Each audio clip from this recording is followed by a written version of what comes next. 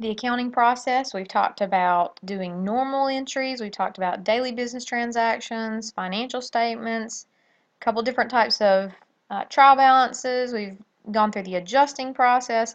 Now let's go through the closing process. So now we're at the end of our accounting cycle. This is the information from our adjusted trial balance. Don't have the heading here, but this is all of our other information contained within the adjusted trial balance. Remember, the difference between a unadjusted trial balance and the adjusted means we've gone through that adjusting process, made all those adjusting entries, and updated these accounts. Okay, so now after that, we've done our financial statements entirely, and now we're ready to close the books. That's what we're going to go through. There are 4 steps in closing, but before we get to those, let me talk about what types of accounts we're going to be looking at when we close.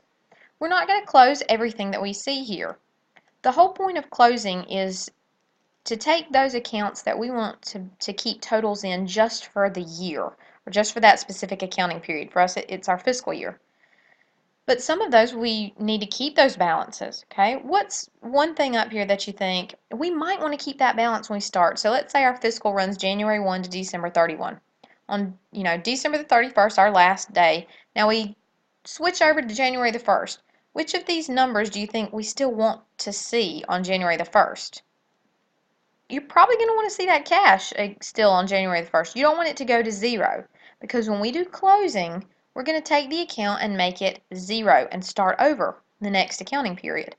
Well, we don't want to do that with things like cash or our building, or we might want to do it with accounts payable or notes payable, but you can't do that. You still owe that money. So those things we're going to keep. Those are called permanent accounts.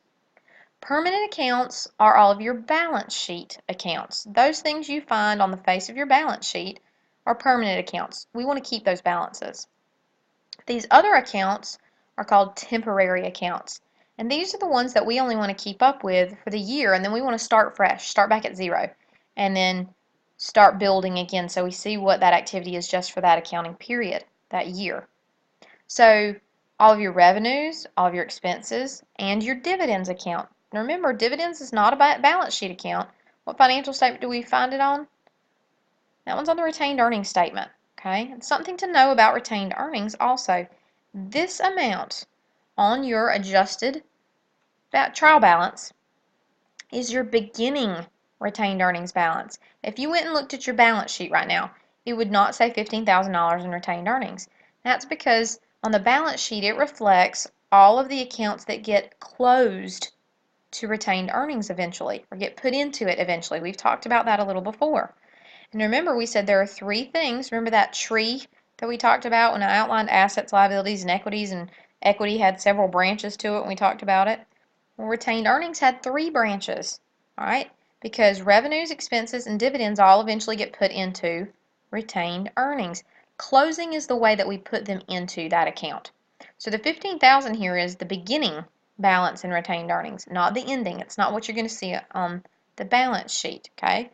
We'll talk about that in just a second.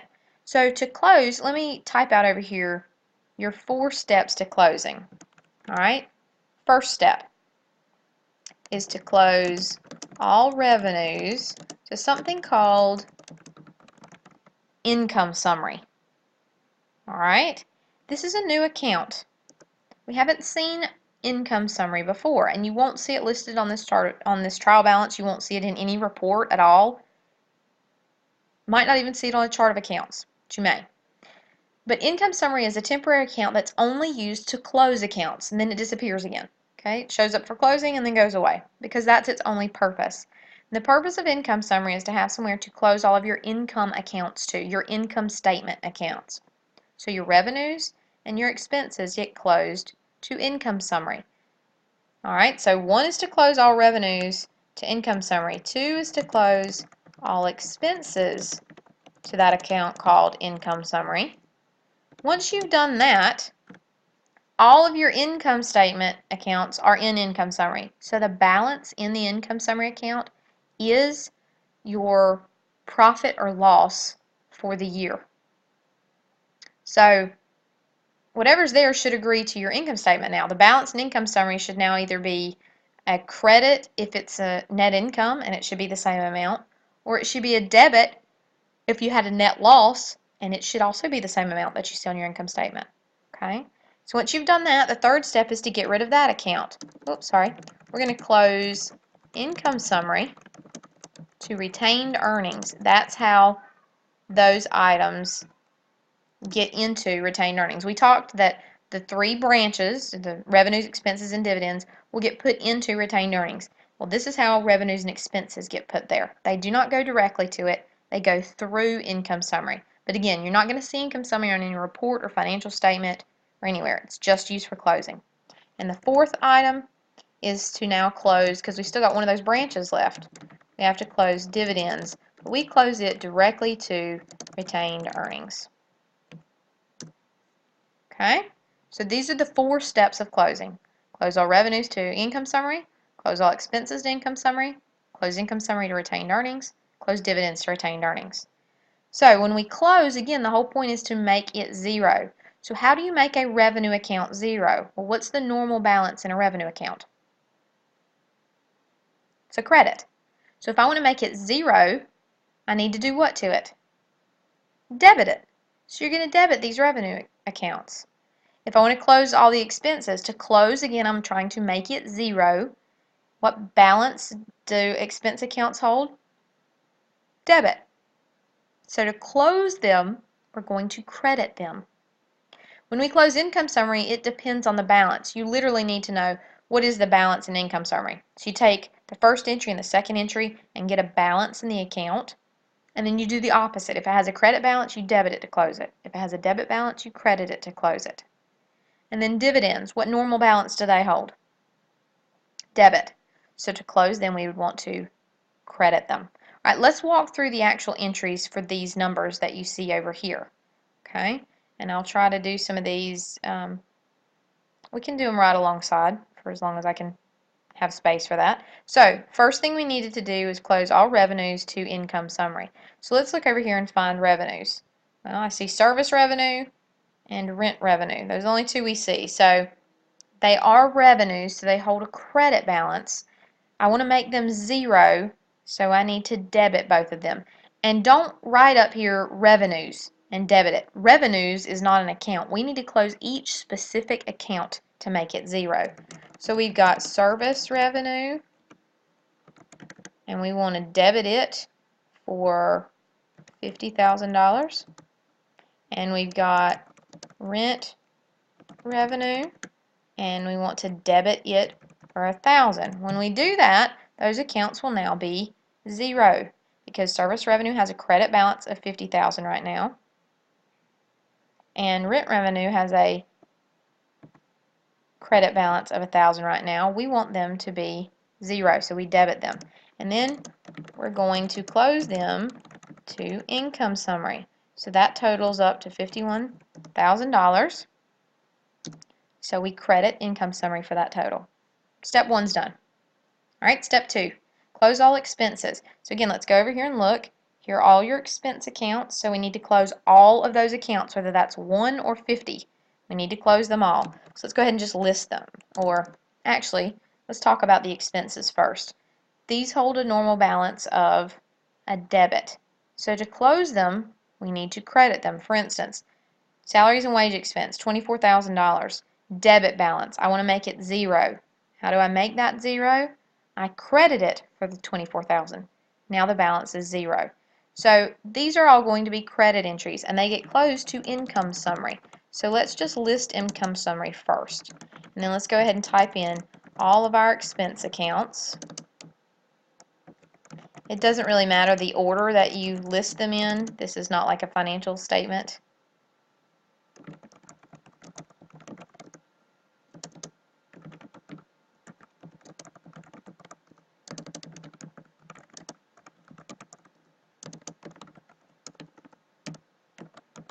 Almost there. Oops.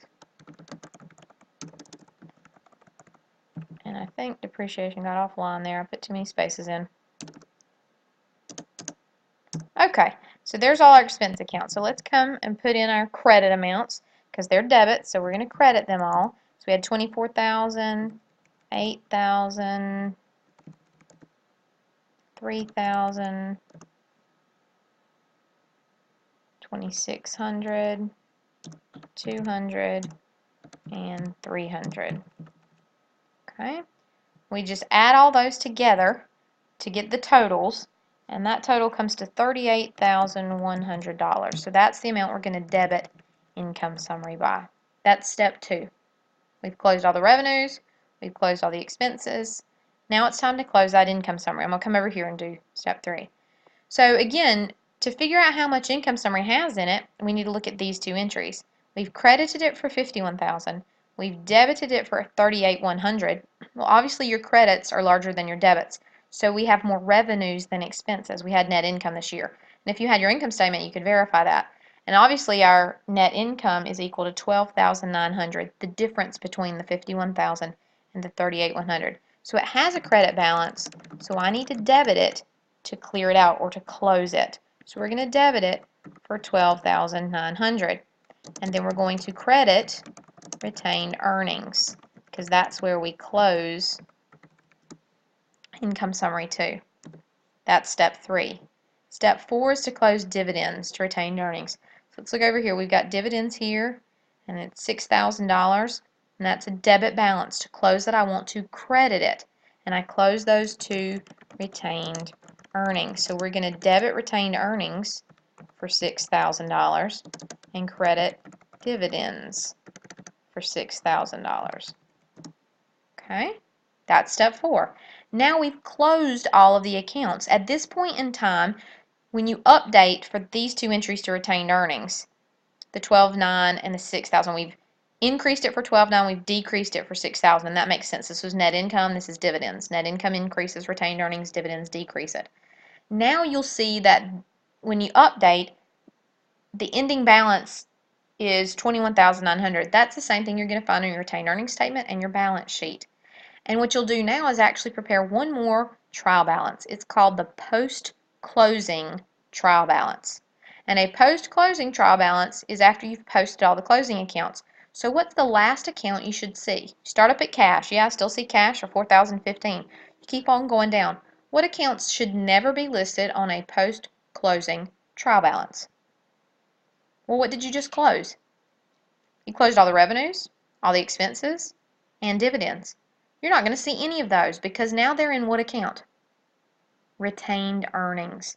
So you're going to see all of this detail, just like you do now. The last account you're going to see is retained earnings, but it will not be for $15,000. It will be updated to the new amount of $21,900. And again, we know that because the 15 is the beginning. We increased it here for $12,900 and we decreased it for $6,000. So this total will now equal what is on the retained earnings statement as well as the balance sheet.